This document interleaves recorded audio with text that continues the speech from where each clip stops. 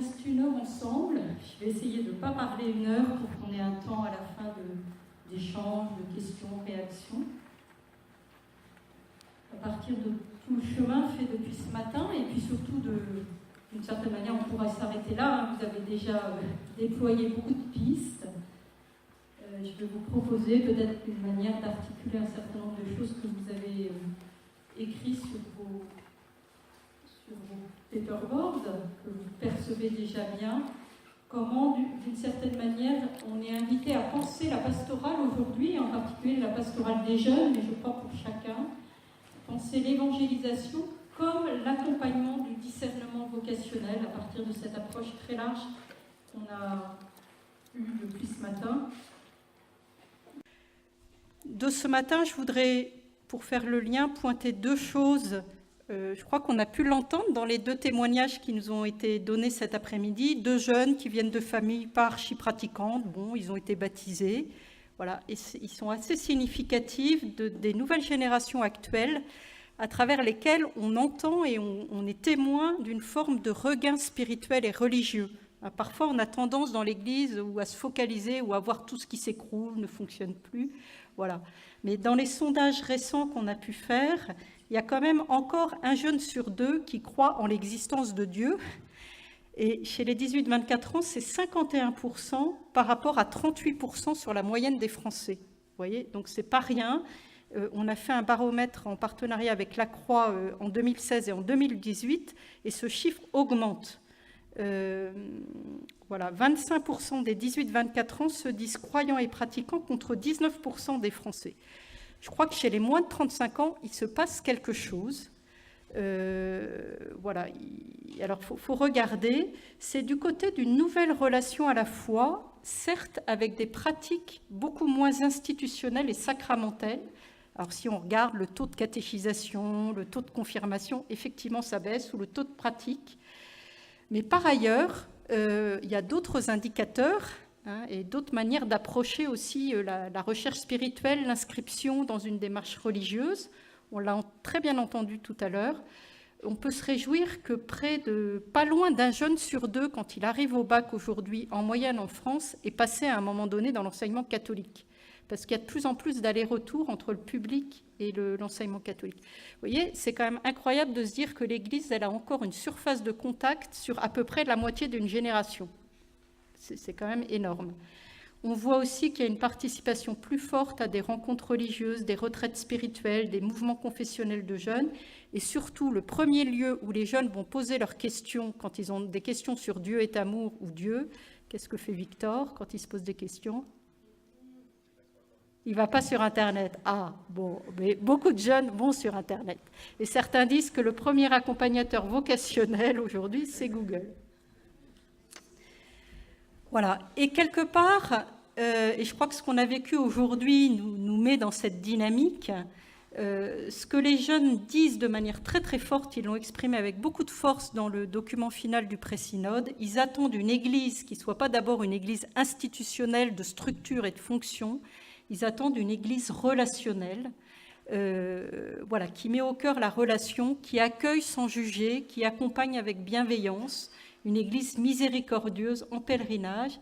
Et pourquoi le pape François est aussi rejoint et touche autant les jeunes ? Vous voyez, ce n'est pas une question d'âge, hein, il a plus de 80 ans, parce qu'il est dans une cohérence, une authenticité qui parle. Il dit ce qu'il fait, il fait ce qu'il dit. Et surtout, il est dans peut-être le mot-clé pour la pastorale des jeunes aujourd'hui, c'est la proximité. Voilà, être accessible, proche, c'est ça aussi que les jeunes cherchent. Ça, c'était mon premier point. Deuxième point, mais je crois que je l'ai bien réentendu dans ce que vous avez exprimé, bien penser la vocation baptismale, comme une dynamique, hein, non pas de manière statique. Et je vous partage cette belle phrase de Monseigneur Aveline, quand il nous a donné cette conférence sur la théologie de la vocation. « Ma vocation, c'est la cohérence que prendra ma vie quand je la regarderai à la fin en me plongeant mon regard dans celui du Père. » Voilà. C'est qu'à la fin de notre vie, quelque part, que le mystère de notre vocation sera révélé ou accessible. Alors, le paysage actuel, qui va faire derrière les réponses qu'on peut déployer, c'est que quand même beaucoup de jeunes s'interrogent sur leur vocation. Alors, on le perçoit de manière forte dans l'Église, mais je voudrais vous montrer aussi que ce n'est pas qu'une question de jeunes chrétiens. Au pré-synode, il y avait des jeunes non baptisés et non croyants qui étaient invités, dont un jeune Français de l'Institut catholique de Paris, d'ailleurs qui est de chez vous. Je vous le signale parce qu'il est en train de faire tout un chemin. Maxime, il est d'Olivet. Il connaissait quasiment rien à l'Église, il n'a pas été baptisé, et puis par le hasard, il est arrivé faire ses études à l'Institut catholique et il s'est retrouvé au pré-synode à rencontrer le pape et à lui poser une question. Je vous lis sa question. Aujourd'hui, comme des milliers d'autres jeunes, croyants ou non croyants, je dois faire des choix, surtout pour ce qui concerne mon orientation professionnelle. Toutefois, je suis indécis, perdu et préoccupé. Je me trouve maintenant comme face à un mur, celui de donner un sens profond à ma vie. Je pense avoir besoin de discernement face à ce vide.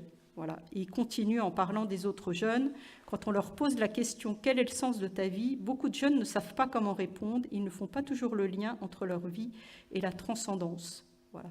Beaucoup de jeunes ne savent pas comment mettre en place un processus de discernement. Et il y avait un jeune par continent qui posait une question au pape, c'est Maxime de chez vous qui a été choisi, et qui a demandé au pape, comment discerner, et moi, non-croyant, non-baptisé, comment fonder ma vie sur quelque chose de solide pour faire les bons choix. Vous voyez, et voilà, il est en train de cheminer, on verra ce que ça donne. Mais cette question, elle est cruciale pour beaucoup de jeunes et elle est aussi très forte quand ils ont une relation personnelle avec le Christ. On l'a entendu tout à l'heure d'une certaine manière de la part de Victor, qui chemine encore pour discerner ses choix. Nous, on l'entend aussi très fortement au pavillon des vocations à Lourdes, dans les retraites, les rassemblements de jeunes. Alors bien sûr, je vous ai dit, la vocation, elle touche tous les aspects. Dans une enquête auprès des JMJ, on a quand même essayé de voir, et c'est intéressant, on a posé aux jeunes inscrits au JMJ de Cracovie, ils étaient 35 000 Français, on leur a demandé « Est-ce que vous avez déjà pensé à devenir prêtre ou religieux, religieuse ?» Voilà, je vous laisse découvrir les chiffres parce que on n'aurait pas forcément imaginé. 19% disent oui sérieusement, 30% oui vaguement. Ça veut dire que vous voyez, dans les jeunes qui vont au JMJ, c'est quand même, ils sont assez cathos, mais enfin c'est assez large. 39% se sont déjà posé la question. Voilà. 49. Voilà, 49. Et s'ils sont déjà allés au JMJ avant, c'est encore plus fort. Voilà. Alors, ceci dit, il y a un écart très important, je vous laisse méditer là-dessus. Je n'ai pas les réponses, mais il y a des hypothèses probables. Il se trouve que les garçons ont pensé beaucoup plus à 27% devenir prêtres que les filles à devenir religieuses, à 13%. Voilà. Alors, est-ce que Dieu appelle moins les filles que les garçons? Est-ce que les filles entendent moins l'appel? Voilà. En tous les cas, on voit que ces jeunes-là qui se posent ces questions, ils ne sortent pas de nulle part. Quand ils se posent cette question, c'est qu'ils ont déjà vécu d'autres JMJ, vous voyez, à 40%, des rassemblements de Thésée, des pèlerinages à Lourdes, des retraites spirituelles, d'autres rassemblements de jeunes. Voilà, c'est sur ce terreau-là et dans ces lieux-là aussi qu'ils cheminent. Et on le voit aussi sur les enquêtes de ceux qui rentrent au séminaire ou dans la vie religieuse. C'est pareil, ils ne débarquent pas de la planète Mars. En général, ils ont tout un parcours d'engagement avant. Et notamment, le premier lieu le plus important, que ce soit pour ceux qui rentrent dans la vie religieuse ou dans les séminaires, c'est un engagement dans la paroisse. L'animation, la liturgie, voilà. Donc les paroisses restent des lieux marquants pour beaucoup de jeunes. Et effectivement, le scoutisme aussi est très important, l'aumônerie. Voilà. Donc aujourd'hui, je ne crois pas que Dieu appelle moins, mais on est dans une nouvelle culture, un paysage changeant qu'on a vu depuis ce matin, avec des chemins d'engagement beaucoup plus complexes et plus longs. Voilà. Je pense qu'il faut beaucoup plus travailler aujourd'hui sur l'engagement progressif. Ce n'est pas du jour au lendemain qu'on peut poser un engagement de vie. Et surtout, la question, ce n'est pas tant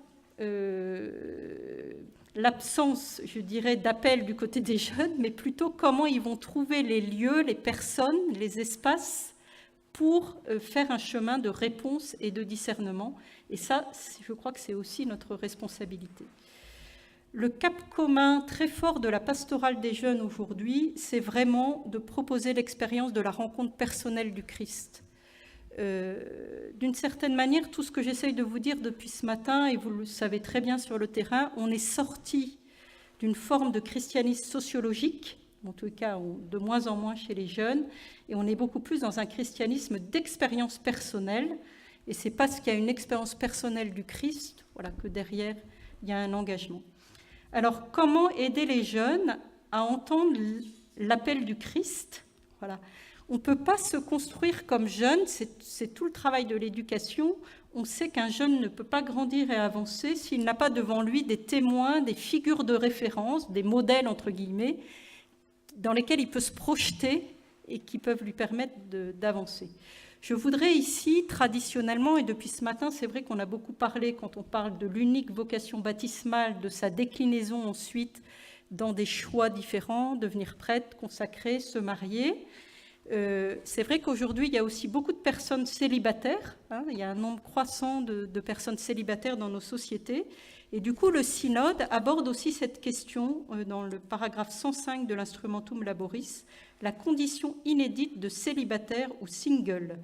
Voilà. Et plusieurs conférences épiscopales se demandent quelle est la vocation des personnes qui choisissent de demeurer célibataires sans aucune référence à une consécration particulière, ni au mariage. Vu leur nombre croissant dans l'Église et dans le monde, il est important que le synode réfléchisse à cette question. Vous voyez, ça nous montre bien que le système vocationnel de l'Église, entre guillemets, il est en mouvement. Voilà, il continue à se discerner à travers les conditions concrètes d'une époque, d'une société. Et petit à petit, voilà, à la lecture des signes des temps, on perçoit de nouvelles choses. D'où l'enjeu pour proposer aux jeunes la découverte de leur vocation, pour proposer à chacun d'ailleurs d'entendre l'appel du Christ, de passer, et c'est un des plus grands défis pour la pastorale aujourd'hui, c'est de trouver les langages qui vont parler. Si je m'adresse en chinois à des Papous ou à des Grecs, ils vont avoir du mal à me comprendre. Depuis ce matin, je vous ai dit que les langages premiers des jeunes aujourd'hui, c'est la musique, l'image, le son, la vidéo. Voilà. Si je m'adresse à eux sous forme d'une dissertation abstraite en langage écrit, ça va avoir du mal à connecter. Alors, je voudrais tout de suite vous montrer un exemple très concret de ce qu'on a fait dans notre service en partenariat avec la Conférence des religieuses de France. C'était à l'occasion de l'année de la vie consacrée. Donc, vous étonnez pas de voir beaucoup de consacrés dans les images, mais soyez aussi attentifs au texte et à la manière de parler de la vocation qui en parle d'une manière très générique et large. Voilà, je voudrais vous montrer cette vidéo et vous inviter à être attentifs à la pédagogie déployée dans cette vidéo pour présenter l'appel aux jeunes. C'est une vidéo très courte de 3 minutes. Il existe des milliers d'applications qui permettent de communiquer, usant de technologies toujours plus diverses. Une multitude d'interfaces qui relèvent du même principe. Appeler ou être appelé. Et chaque appel procure les mêmes sensations. L'adrénaline silencieuse, la curiosité de savoir qui nous appelle et pourquoi. Le premier appel que nous avons reçu est celui de nos parents. Un appel à vivre, à grandir, incarné dans un nom, notre nom. Il nous caractérise, nous rend uniques pour notre famille, nos amis, et ceci pour toujours. C'est notre nom qui nous classe dans un répertoire, une liste, une équipe. Être appelé, voir son nom apparaître, se sentir devenir quelqu'un. La parole donne sens à la création, la nomme. Dieu appelle. Par son appel, il donne du sens à l'existant. Et lorsque Dieu nous appelle, il nous donne un sens au cœur de sa création. Seul son appel peut nous transformer, au point de nous faire parfois changer de nom, comme Abraham qui devient Abraham, ou Simon qui devient Pierre, Martin qui devient frère Jean, Céline qui devient sœur Isabelle, Jorge Mario qui devient pape François. Comme moi qui suis devenu frère Yovan. Seul Dieu peut nous appeler de nouveau, marquant alors une différence entre « je m'appelle » et « je suis appelé ». Nous sommes tous appelés à nous mettre en marche, comme Abraham, comme Pierre. Entendre cet appel, être capable de le distinguer dans le brouhaha environnant. Prêter l'oreille. Se retirer. L'entendre enfin. Écouter sa parole. Discerner et, confiant, devenir acteur du plan de Dieu.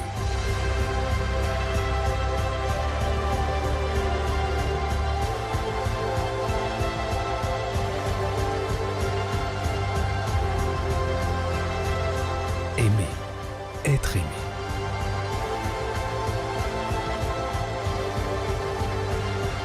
Quand l'appel vient de Dieu, à nous de redoubler d'imagination pour y répondre de 1000 façons. Dieu a un appel pour chacun de nous.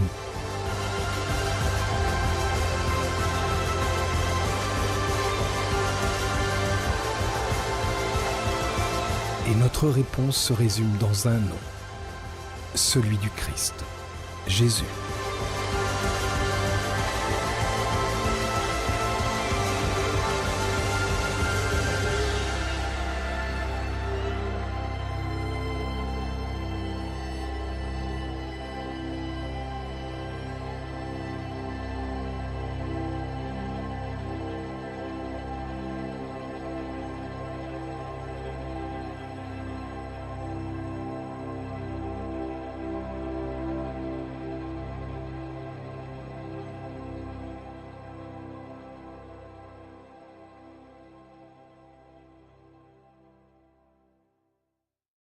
Est-ce que vous avez repéré quelle est la pédagogie utilisée, quelles images qui peuvent parler aux jeunes pour parler de l'appel? Voilà, le téléphone, vous voyez, d'emblée, voilà, on accroche avec une image qu'ils connaissent pour derrière déployer l'appel à la vie. Voilà, une manière de répondre. Donc c'est voilà, un outil parmi d'autres qui peut nous inspirer sur une manière de déployer cette pédagogie de la vocation, faire découvrir l'appel, voilà, sur voilà, dans cette dynamique qu'on a vue depuis ce matin, l'enjeu d'évangéliser en osant faire confiance aux jeunes et en les appelant, en les associant, disons, à notre mission. Et ça demande de nous laisser bousculer par les jeunes pour inventer ces nouveaux chemins. Et je voudrais voilà, simplement pointer ce qu'on essaye de développer dans cette approche vocationnelle. Hein. On peut dire qu'il y a comme 3 étapes. Une pastorale de l'éveil, faire découvrir à tous que toute vie est vocation. Vous savez, aujourd'hui, quand on voit les jeunes, beaucoup, on peut dire qu'ils sont traversés par 2 conceptions de la vie, d'une certaine manière, qui sont majoritaires. Certains ont l'impression que tout est peut-être tracé d'avance, qu'ils n'ont pas vraiment le choix, en fait, que selon là où ils sont nés, il y a une espèce de destin. Et d'autres, au contraire, peuvent avoir une vision très volontariste, l'impression qu'on peut tout choisir, tout construire. Et l'enjeu de leur faire découvrir la vie comme vocation, c'est que justement, il y a de la liberté et en même temps, on ne part pas de rien. Voilà, la vie, elle se reçoit pour se donner. Une pastorale de l'appel et de la proposition. Venez et vous verrez, aider les jeunes qui se posent la question du sens de leur vie, de l'engagement. Et puis, voilà, aller plus loin sur la pastorale du discernement et de l'accompagnement. On va davantage s'arrêter là-dessus avec ces 2 mots-clés pour la pastorale aujourd'hui, qui étaient déjà très présents dans les synodes sur la famille et à Maurice Laetitia. Voilà, 2 mots que le pape ne cesse de répéter, accompagnement et discernement. Et donc ça nous demande effectivement de chercher voilà, comment démystifier, clarifier, communiquer sur la vocation, les différentes vocations, le discernement vocationnel. Et ça, je crois qu'on n'a pas fini ce chemin-là. Je voudrais reprendre mon histoire de représentation ce matin, vous savez, entre la sphère et le polyèdre. Je ne suis pas allée au bout de ce que je voulais vous dire. parce que parfois on a tendance à vouloir présenter chaque vocation un peu de la même manière, chacun son tour. Il faut bien entendre que la vocation de prêtre dans l'Église, elle est inscrite structurellement, je dirais, l'Église n'existe pas sans l'Eucharistie et n'existe pas sans les prêtres. Voilà. Donc il y a quelque chose d'une nécessité fonctionnelle, c'est une vocation nécessaire pour que l'Église vive. Voilà. La vocation à la vie consacrée, elle se situe autrement, elle est de l'ordre du don gratuit total. D'une certaine manière, on peut vivre sans consacrer, même si beaucoup de diocèses savent que si la vie religieuse n'est pas présente dans le diocèse, il manque quelque chose, vous voyez. Mais elle n'est pas il n'y a pas la même nécessité structurelle. Est-ce que vous percevez? Voilà. Du coup, vous voyez, on pourrait dire le rapport entre la vocation de prêtre et le baptême n'est pas tout à fait le même qu'entre la vie consacrée, qui est une forme de déploiement du baptême. Voilà. Et le mariage, pendant longtemps, on a considéré que c'était une vocation naturelle, entre guillemets. Voilà, c'est la vocation la plus commune. D'où l'enjeu, vous voyez, de ne pas aplatir. Voilà ce que j'ai essayé de vous dire ce matin, mais vraiment de promouvoir toutes ces vocations ensemble. Alors, je voudrais juste faire un petit focus très rapide sur notre service national pour l'évangélisation des jeunes et pour les vocations, parce que je crois que les évêques français ont eu une très belle intuition, et en fait, tout ce que Synode, quelque part, est en train de déployer, on l'a vécu de manière un peu précurseur. C'est pas pour faire cocorico, mais on est le seul pays dans le monde qui a créé un service national pour l'évangélisation des jeunes et pour les vocations. Et du coup, cette expérience-là, elle est regardée avec beaucoup d'intérêt, sachant qu'on vient d'un service des vocations en France, service national qui a été créé en 1959. Et c'est pareil, je crois que c'est le premier pays qui a créé un centre national des vocations, qui ensuite a fait école ailleurs. Et donc en 2010, les évêques français se sont dit, vous voyez, on ne peut pas penser la pastorale des vocations indépendamment de l'évangélisation des jeunes, même si la pastorale des vocations dépasse les jeunes. Elle doit se vivre dans toutes les dimensions, tous les champs pastoraux de l'Église. Voilà, donc ce service, il est sous l'égide d'un conseil d'évêques, je passe. Mais je voudrais simplement, parce que c'est intéressant, vous montrer comment la mission de ce service a été formalisée dans une lettre de mission qui peut aussi nous guider sur la manière de voir l'évangélisation là où nous sommes et l'évangélisation des jeunes. Donc, la mission d'évangéliser les jeunes, ça veut dire, dans la tête de nos évêques, permettre à chacun d'eux de vivre une rencontre personnelle avec le Christ, de trouver sa vocation propre et d'être accompagné dans sa croissance humaine et spirituelle. Voilà. Et quelque part, on pourrait dire, c'est ça, porter la joie de l'Évangile au monde, c'est accompagner chacun sur son chemin de croissance humaine et spirituelle. C'est toute la vie, c'est pas que réservé aux jeunes. Voilà. Et ça passe, donc ça se traduit dans accompagner chacun dans sa réponse personnelle à l'appel du Christ. Et donc ça demande le développement de cette culture vocationnelle dont on a parlé depuis ce matin. Bon, ça, c'est nos missions concrètes. Mais je voudrais juste dire un mot, parce que je crois qu'il y a un enjeu énorme, et j'espère qu'en sortant de cette journée, vous serez tous porteurs et acteurs de cette culture vocationnelle à développer dans toute l'Église pour le service du monde. C'est une expression, en fait, qui date d'il y a plus de 20 ans, un document qui s'appelle « Nouvelle vocation pour une nouvelle Europe », qui est assez fondateur et qui est issu de la pensée de Jean-Paul II, à partir d'un regard sur l'Europe où la société nous met devant un modèle anthropologique d'homme sans vocation. Voilà. Et on peut voir aujourd'hui combien ça ne va pas de soi pour beaucoup de nos contemporains d'avoir une vocation, de trouver un sens. Voilà. La nouvelle évangélisation, on s'exprimait comme ça à l'époque, doit réaffirmer le sens fort de la vie comme vocation, avec son appel fondamental à la sainteté, en recréant une culture favorable aux différentes vocations et capable de provoquer un véritable sursaut de qualité dans la pastorale des vocations. Vous voyez, ça fait 20 ans que c'est écrit, et si le synode doit encore autant le déployer, c'est que ce n'est pas encore tellement mis en œuvre. Voilà. Donc, j'espère que vous pourrez continuer. Et ce même document, à partir d'une expression qui était déjà dans la bouche de Jean-Paul II, nous dit quelque chose de très fort, la pastorale des vocations et la vocation de la pastorale aujourd'hui. Voilà.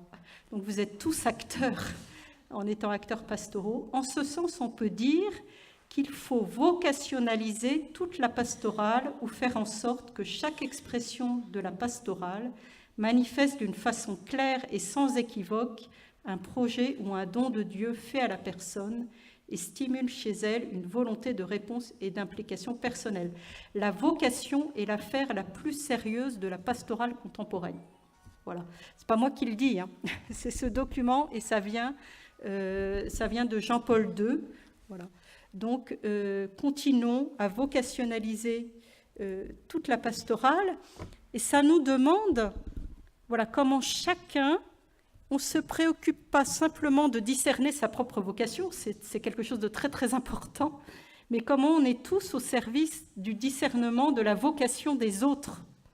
Ça passe entre autres par valoriser, se réjouir de la fécondité des autres vocations, du ministère, des charismes des autres. C'est pas si simple, parce qu'on est tous humains, on peut facilement aussi être dans la jalousie d'une certaine manière, c'est dans le péché fondamental de l'homme. Comment oui, c'est ça, on promeut, on valorise pas seulement sa propre vocation, mais celle de chacun. Alors vous voyez que du coup, dans cette vision-là, elle s'est exprimée de manière, je trouve, assez juste dans un message que le pape François a adressé cette année en décembre dans une rencontre de préparation du synode, qui était un congrès sur la pastorale vocationnelle et la vie consacrée. Le pape François a dit ceci, qui se situe tout à fait dans la ligne de notre service national pour l'évangélisation des jeunes et pour les vocations. Parler de pastorale vocationnelle, c'est affirmer que toute action pastorale de l'Église est tournée par sa nature même vers le discernement vocationnel, dans la mesure où son objectif ultime est d'aider le croyant à découvrir le chemin concret qui l'amène à réaliser le projet de vie auquel Dieu l'appelle. Le service vocationnel doit être vu comme l'âme de toute l'évangélisation et de toute la pastorale de l'Église. Voilà, la pastorale vocationnelle doit se mettre en relation étroite avec l'évangélisation et l'éducation à la foi. Voilà, si vous n'êtes pas convaincus. D'où l'enjeu que la pastorale vocationnelle est un humus qui aille avec la pastorale des jeunes, mais en fait on pourrait dire avec toute pastorale, avec la pastorale des familles, avec la diaconie, avec la pastorale des personnes âgées, voilà, tous les âges.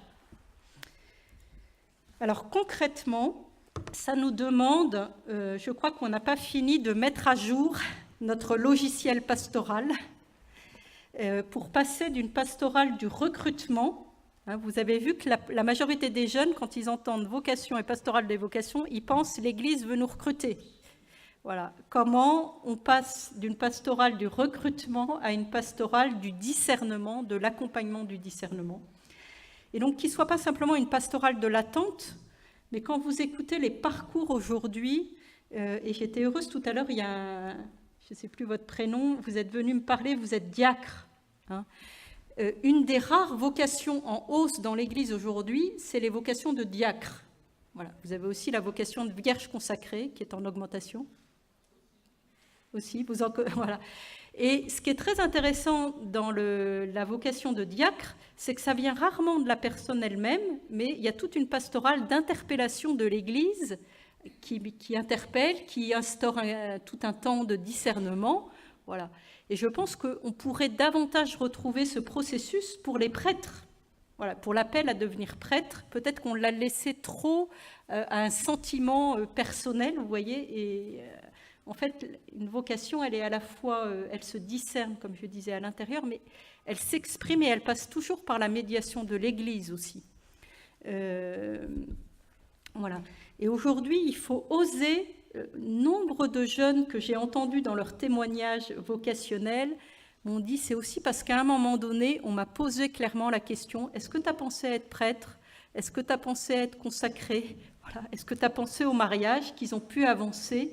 Parce que si Si on laisse trop reposer ça sur l'unique subjectivité, beaucoup, et on l'a entendu dans les témoignages, ont l'impression qu'ils ne seront pas capables, qu'ils n'ont pas ce qu'il faut.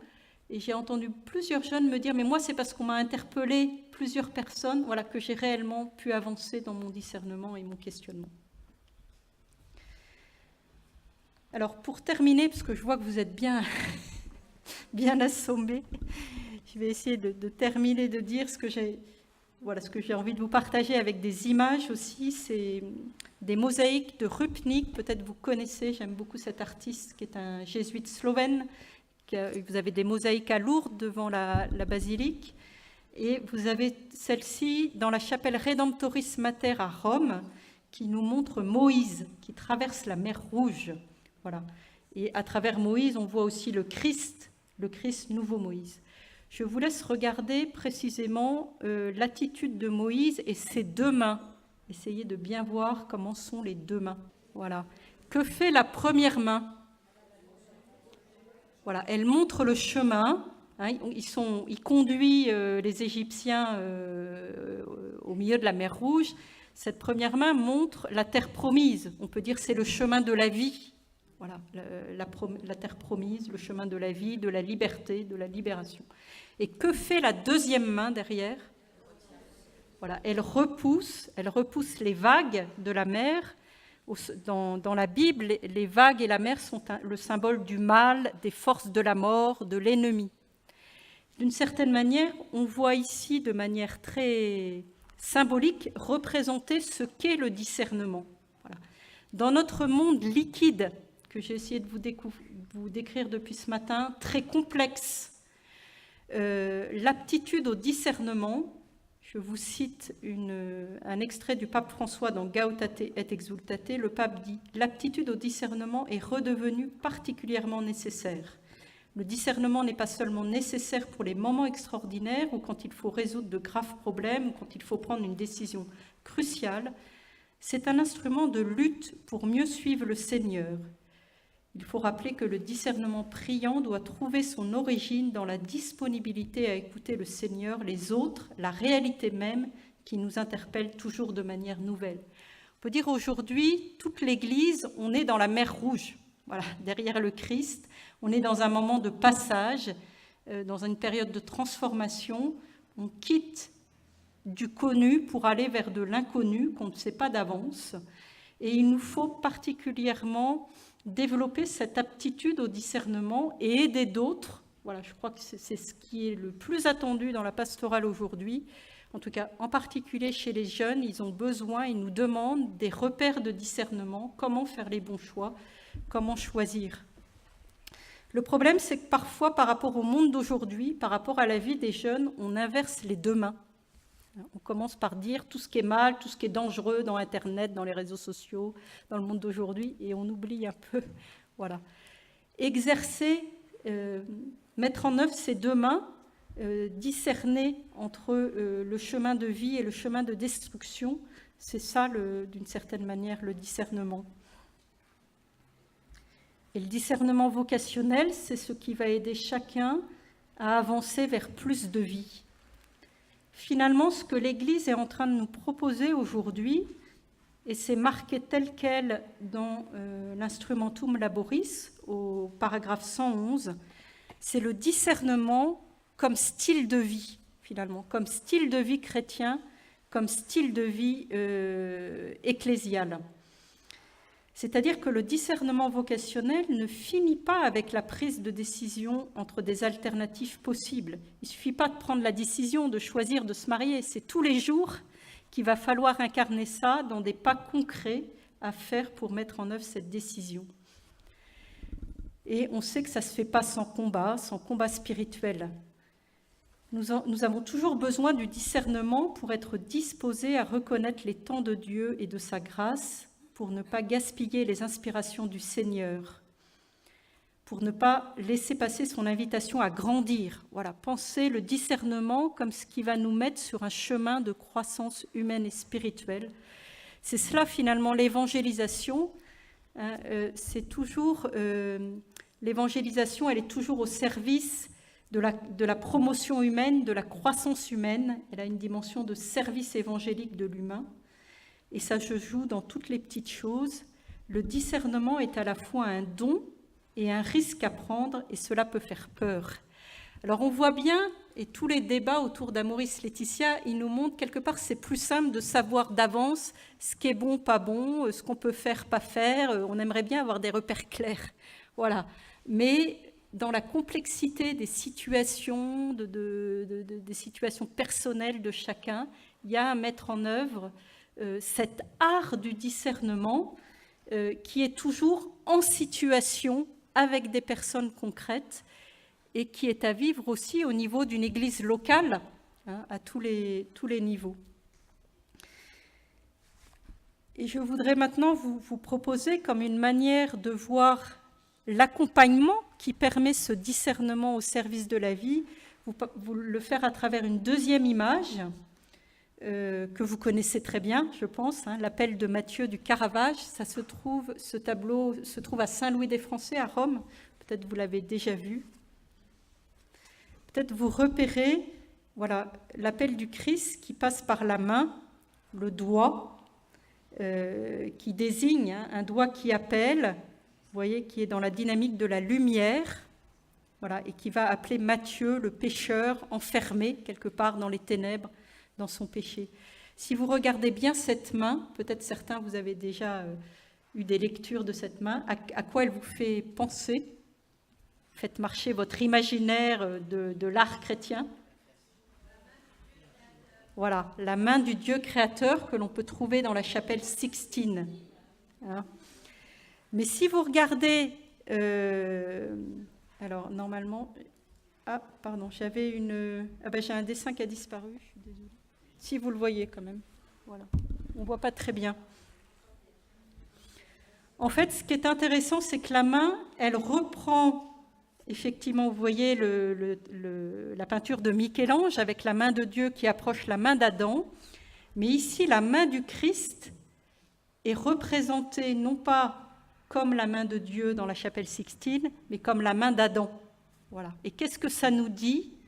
Ça nous dit que l'appel de Dieu, quelque part, il n'a pas d'autre main que les nôtres pour se déployer dans l'histoire.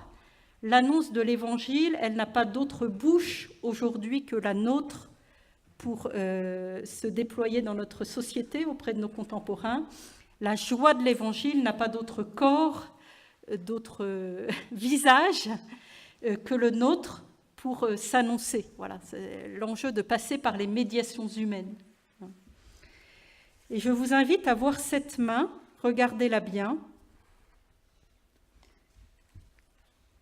Vous voyez, cette main qui va finalement appeler et relever Matthieu pour le remettre en marche. Vous voyez, là, il est comme arrêté, figé, replié sur ses sous. Et il va se relever et repartir dans la lumière. C'est ça l'appel, finalement. Et on peut dire que cette main, elle est comme le regard, l'attitude de l'accompagnateur que nous avons à être. Être accompagnateur, c'est poser un regard de discernement qui accompagne les personnes sans mettre la main sur leur conscience ni prétendre contrôler la grâce de Dieu.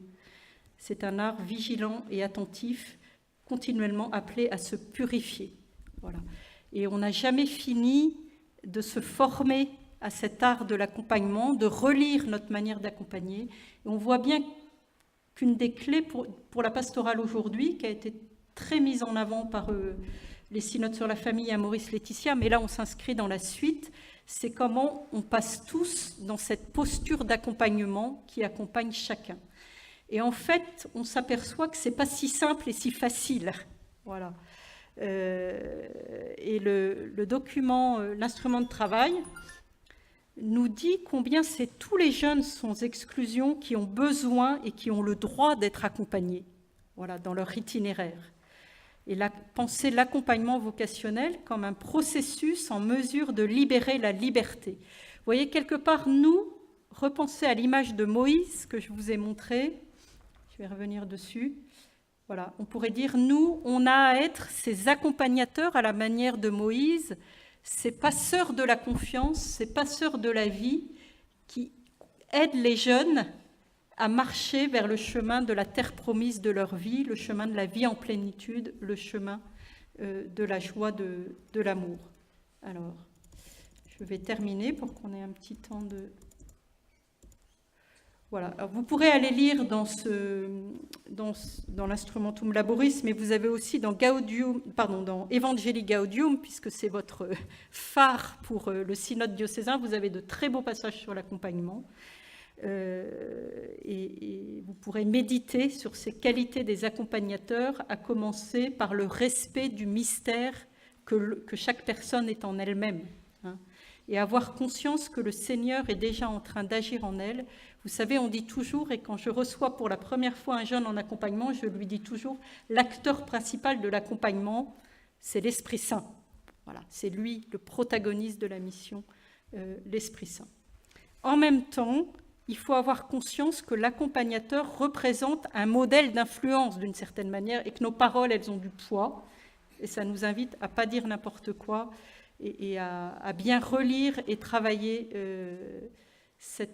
nos manières d'accompagner. Voilà, donc je vous laisse avec cette invitation à vivre le discernement vraiment comme style de vie chrétienne et ecclésiale pour le monde d'aujourd'hui, un monde en transformation, qui a besoin de développer, qui nous demande de développer les synergies et qui nous demande finalement d'être une Église en sortie qui est au service de la vie qui se déploie en chacun, c'est-à-dire, c'est une belle expression que l'Instrumentum Laboris emploie, une Église qui engendre, voilà, une Église qui engendre à la manière d'une mère et d'un père qui mettent au monde un enfant, à la manière de Marie, qui est pour nous et pour chacun le modèle de toute vocation. Voilà, Marie devenue elle-même parole de la parole a pris corps en elle. Elle nous invite à nous laisser toujours davantage imprégnés, façonnés par cette parole de Dieu pour engendrer d'autres à la parole. Voilà, je vais vous laisser avec ça pour terminer et pour qu'on puisse avoir un temps d'échange et de réaction.